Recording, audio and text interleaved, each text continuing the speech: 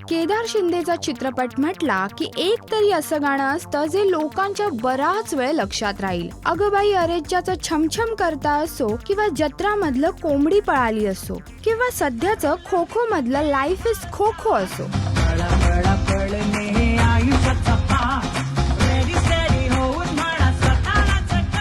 प्रत्येक गाणी लोकांच्या लक्षात राहिली आणि आता त्याच्या श्रीमंत दामोदर पंत या चित्रपटातही एक असंच गाणं असेल जे तुमच्या कायमचं लक्षात राहील.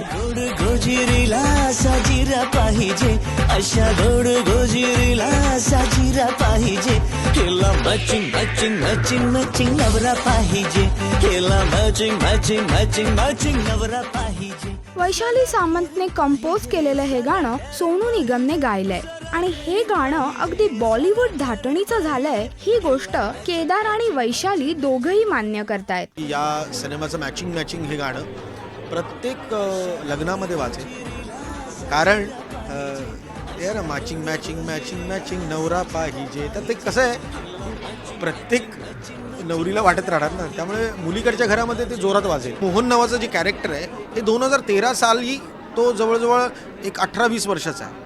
सो त्याच्या ज्या कल्पना आणि त्याच्या ज्या सगळ्या थिंकिंग लेवल असेल ती आजची असेल ना बॉलिवूडची.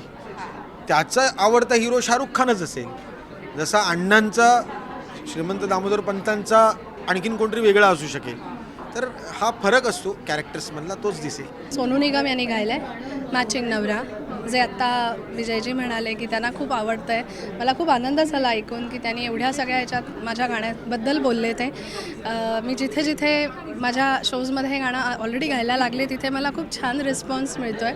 So I am crossing my fingers की जेव्हा हे गाणं रिलीज होईल पडद्यावर ते लोकांना दर्शकांना आवडेल. शेरवानी बॉलिवूडचा डान्स, तोही मोठ्या आलिशान बंगल्यात, अगदी बॉलिवूड स्टाईलचं लग्न, त्यामुळे हे गाणं तुमच्या लक्षात राहील हे नक्की. राष्ट्रीय मराठी करिता श्वेतांबरा सावंत. नमस्कार, मी भरत जाधव आणि तुम्ही पाहत आहात राजश्री मराठी.